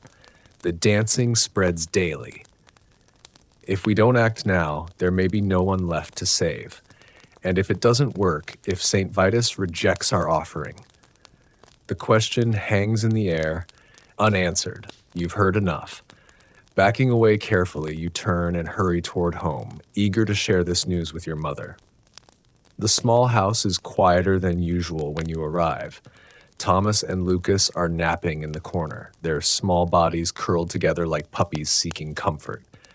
Greta sits with your mother, learning to stitch a torn shirt, her small fingers clumsy but determined. Friedrich and Hans are absent, presumably out looking for food or work. Your mother looks up as you enter, surprise crossing her tired face. Gifford, why aren't you at the bakery?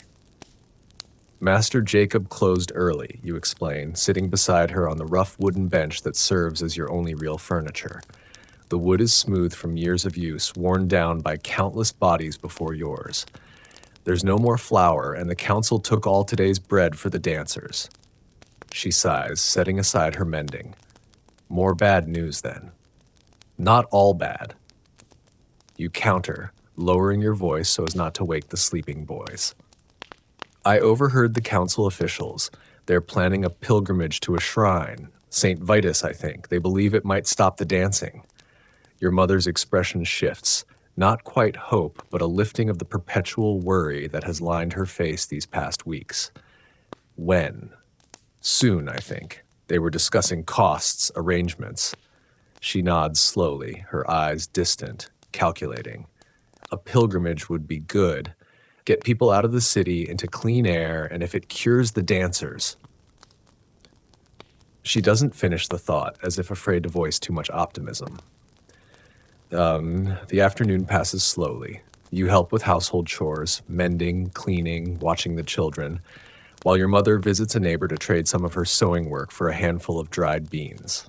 The small house is stifling in the August heat, the air thick and still. Sweat trickles down your back, dampening your shirt. The rough fabric chafes against your skin, adding to the general discomfort. When Friedrich and Hans return, they bring news that confirms what you overheard. The city council has indeed announced a pilgrimage to the shrine of St. Vitus, some 30 miles away in the mountains. The dancers will be loaded onto wagons, and any who wish to accompany them are welcome. They will leave in 2 days' time. Will we go? Friedrich asks, looking to your mother. At 16, he's caught between childhood and adulthood, still deferring to her authority while chafing under it. Your mother's face is thoughtful. If we can find enough food for the journey, it won't be easy with so many mouths to feed. I could stay behind, you offer. Look after the house. The suggestion earns you a sharp look.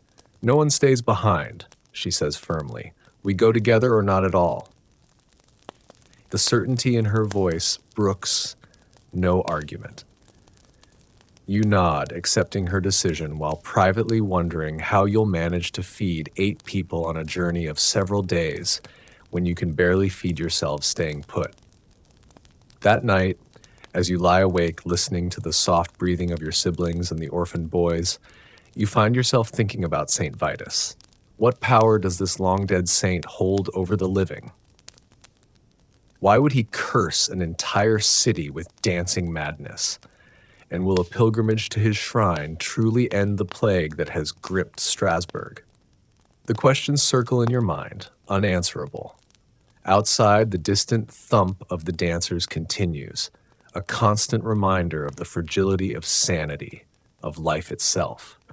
You try to block it out, focusing instead on the immediate concerns of tomorrow, finding food, preparing for the journey, keeping your family safe for one more day. Sleep comes eventually, a heavy blanket of exhaustion that drags you down into dreams filled with dancing figures and the relentless rhythm of feet that cannot stop. The next day dawns bright and clear, the sky a perfect blue unmarred by clouds. It would be beautiful, if not for the paw of fear that hangs over Strasbourg, thicker than the summer heat. The whole city seems to be preparing for the pilgrimage, an undercurrent of nervous energy running through the streets. Master Jacob is at the bakery when you arrive. Though the ovens remain cold, he's sorting through his meager supplies, setting aside small amounts of flour, salt, and the precious remaining honey. For your family, he says when he sees you, gesturing to the small bundles for the journey. Gratitude wells up in your throat, making it hard to speak. These supplies represent Master Jacob's livelihood, perhaps his survival, that he would give them to you. Thank you, you manage finally. But what about you? Will you join the pilgrimage? He shakes his head, a wry smile twisting his mouth. These old legs won't carry me 30 miles, boy. I'll stay and mind the bakery. Perhaps when you all return, cured of this madness, we'll bake bread again. There's something in his voice, a note of finality, of farewell, that makes your chest tighten. We will. You'll still be your apprentice. Master Jacob looks at you for a long moment, his eyes softening. You're a good worker, Gifford, a good boy. Whatever happens, remember that. The rest of the day passes in a flurry of preparation. The small bundles from Master Jacob are received by your mother with tears in her eyes, a rare display of emotion from a woman who prides herself on practicality. The flour and salt will make journey bread, flat, dense loaves that will sustain you on the road. The honey can be mixed with water to provide sweetness and energy when spirits flag. Throughout Strasbourg, similar scenes are playing out. Those who can prepare to leave. Those who cannot, the elderly, the infirm, those with businesses that cannot be abandoned, ready themselves for an uncertain future in a city half emptied of its inhabitants. And the dancers dance on, oblivious to the preparations around them, locked in their private hell of endless movement. Dawn breaks on the day of the pilgrimage with an unusual chill in the air, as if autumn has arrived early to drive out the summer heat. You stand with your family near the city gate, part of a crowd that seems to include half of Strasbourg. The mood is subdued, expectant, not the joyful anticipation that usually accompanies religious journeys, but a desperate hope that borders on despair. Wagons have been arranged for the dancers, their bodies secured with ropes to prevent them from falling as they continue their ceaseless movement. It's a macabre sight. Men and women tied like animals, their feet bloody, their faces gaunt with exhaustion, still dancing despite days without rest. Some have been dancing for weeks now, sustained only by water and food, forced into their mouths during brief moments of collapse. Among them, you recognize faces: the chandler, Agnes's husband, who succumbed just days after her death, the baker from the next street over. Once ordinary citizens of Strasbourg, now reduced to this terrible, mindless frenzy. City officials move through the crowd, distributing small bundles. When one reaches your family, you see what they contain. Shoes, red shoes, simple but well made, sized for adults and children alike. Blessed by the priests, the official explains briefly. To be worn when we reach the shrine. Put them on only then. Your mother accepts the shoes with a murmured thanks, adding them to the small pack of belongings you'll carry on the journey.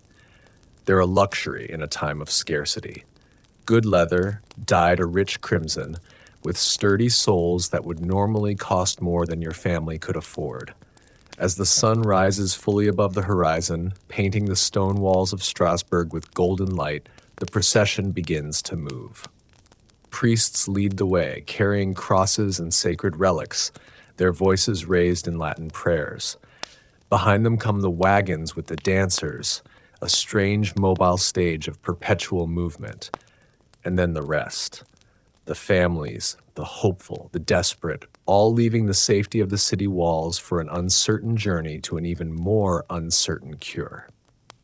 You look back as you pass through the gate, taking in the familiar skyline of Strasbourg, the soaring spire of the cathedral, the sturdy guild halls, the clustering houses with their distinctive timber frames. Home, for all its hardships, all its dangers, it's the only place you've ever known. Will you see it again? Will it be the same if you do?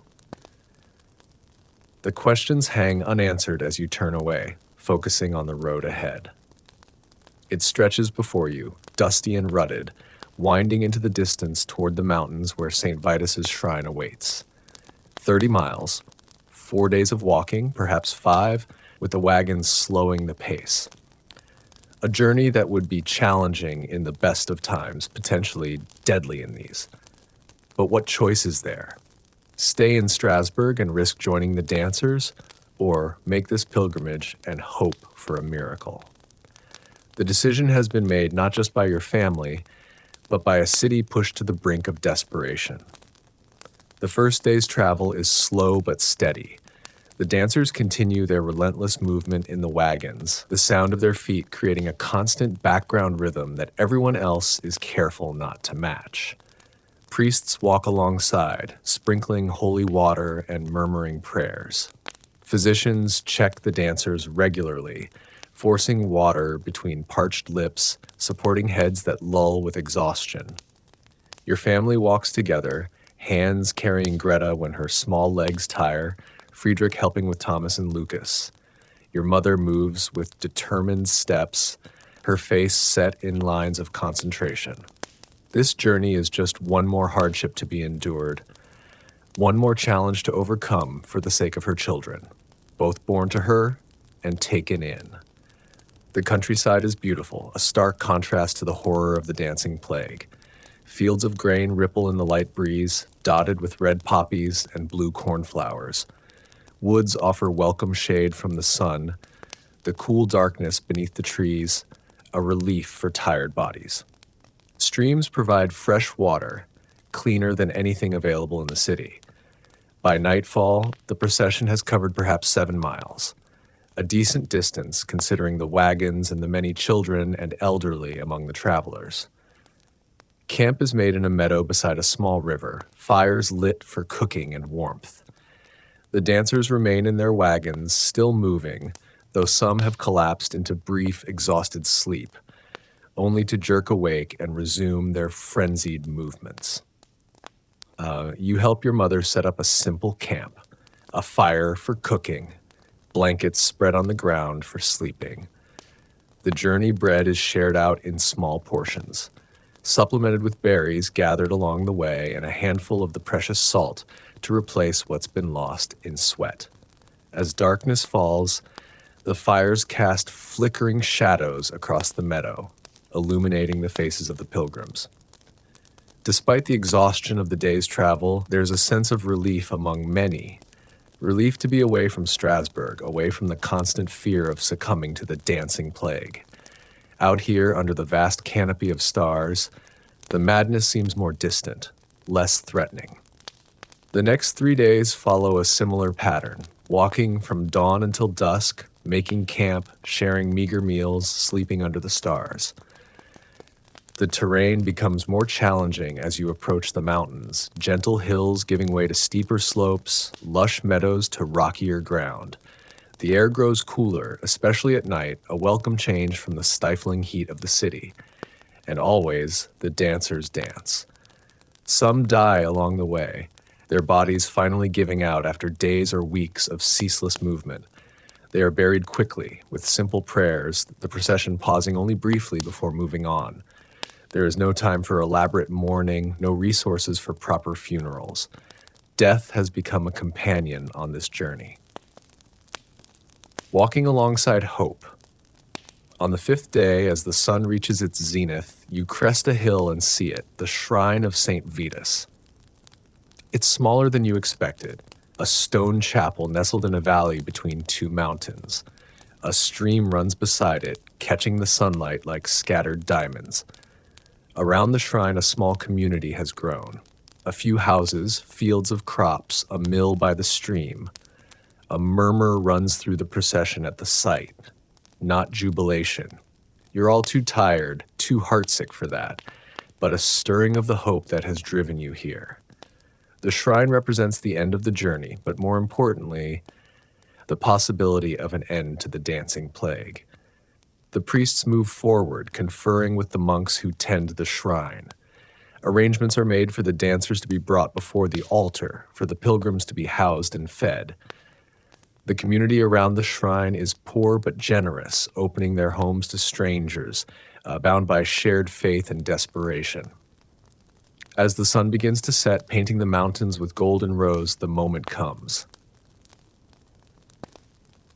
The red shoes are distributed again, with instructions to put them on before entering the shrine.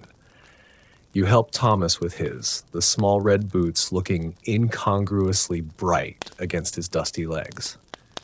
"Will these make Mama better?" he asks, his voice small and uncertain. The question catches you off guard. In all the chaos of the journey, you've almost forgotten that Thomas and Lucas are here because their mother was one of the dancers, one who didn't survive.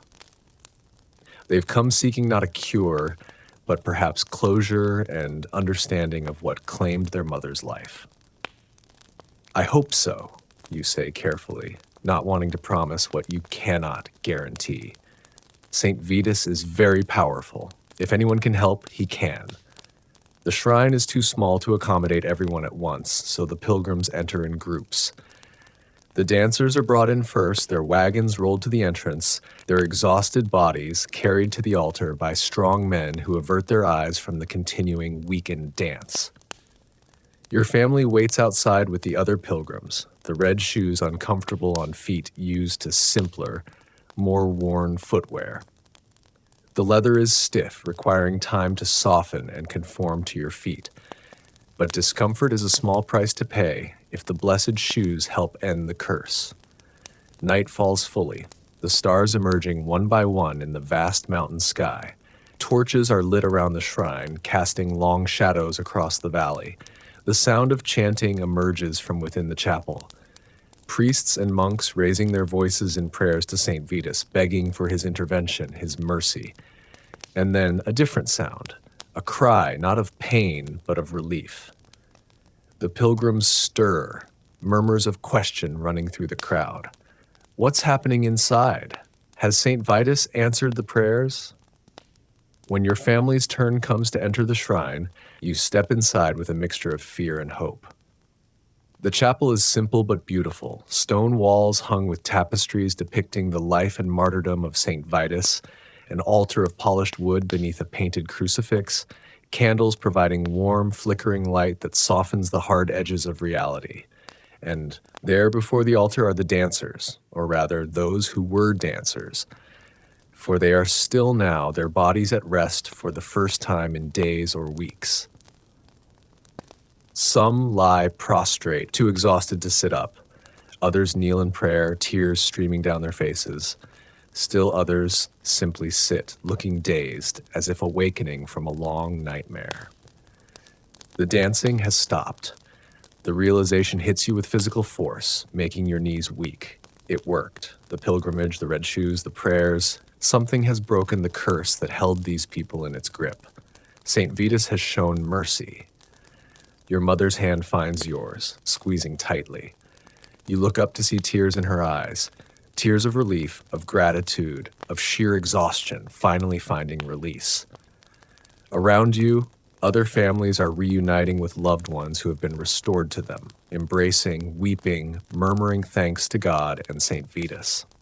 Thomas and Lucas stand uncertainly, their small faces solemn as they watch the scene. Their mother isn't here to be restored to them. Her dance ended in death before the pilgrimage began. But perhaps there is still comfort in knowing that the force that took her has been defeated, that her suffering has ended. The journey back to Strasbourg takes place in a very different atmosphere than the journey out. Though bodies are still tired, spirits have lifted.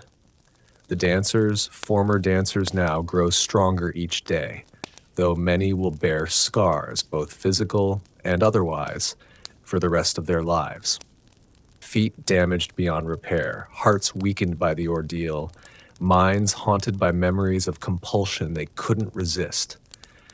When the walls of Strasbourg come into view on the 10th day after your departure, a cheer rises from the returning pilgrims. Home.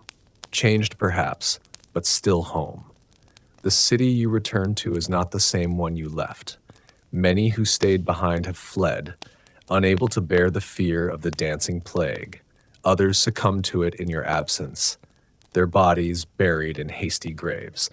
Still others simply went on with their lives as best they could, adapting to the strange new reality that had befallen their city. Master Jacob is waiting at the bakery door as you pass, his face lighting up at the sight of your family, intact, whole. He waves you over, his usually stern features softened with relief. "You made it," he says simply. "And the dancers cured," your mother replies. "St. Vitus has heard our prayers." Master Jacob nods as if this is exactly what he expected. Good. Then perhaps Strasbourg can begin to heal.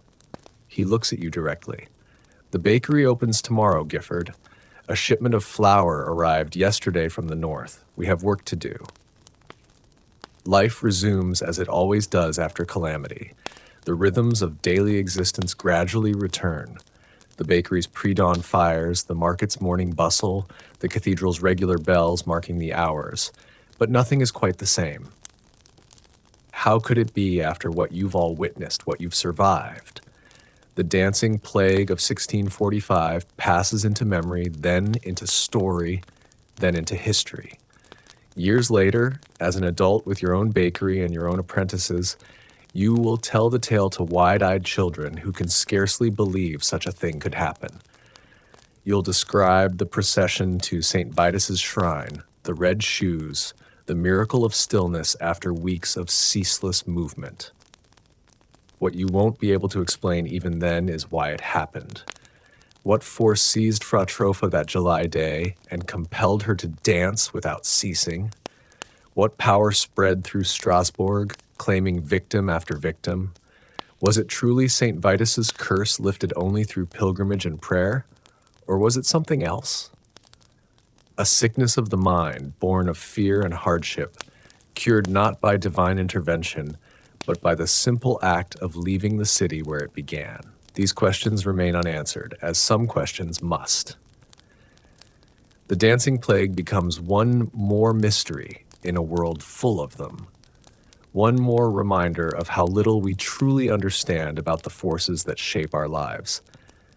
But what you do understand, what the plague taught you and everyone who survived it, is the fragility of normalcy, how quickly the familiar can become strange, how easily order can give way to chaos, and perhaps most importantly, how resilient people can be when faced with the unimaginable. Strasbourg rebuilds. Strasbourg recovers. Strasbourg remembers in its way, incorporating the dancing plague into its identity, its history, and life goes on as it must, as it always has. In the quiet moments, though, in the still watches of the night when memory is strongest, you sometimes think you can hear it still. The distant rhythm of feet that cannot stop, the desperate beat of a dance that brought only suffering. In those moments, you deliberately break your breathing pattern, vary your heartbeat, remind yourself that you are free, you are still, you are safe, and you offer a silent prayer of thanks to St. Vitus, guardian against the dancing curse, protector of those who seek stillness in a world that never stops moving. The dancing plague of 1645, a strange, terrible chapter in history, a reminder that sometimes the greatest mysteries are not in distant lands or ancient times, but in the human mind itself, in our capacity for both suffering and healing, for both madness and mercy, in our endless dance between despair and hope, between darkness and light. And perhaps that's why the story continues to resonate across the centuries, because it speaks to something fundamental about what it means to be human, to move through the world in bodies that can betray us, with minds that can be overtaken by forces we don't understand, to seek meaning in suffering, to find community in hardship, to discover strength we never knew we possessed. In the end, the dancing plague of 1645 isn't just a story about people who couldn't stop dancing. It's about all of us, our fears, our resilience, our connections to one another. It's about the rhythms that drive us, the patterns we follow or break, the steps we take together through a world that often makes no sense at all. And perhaps in some small way, that understanding is the true legacy of those who danced until they could dance no more. A reminder that even in our darkest moments, we are never truly alone in our strange and terrible dance through life.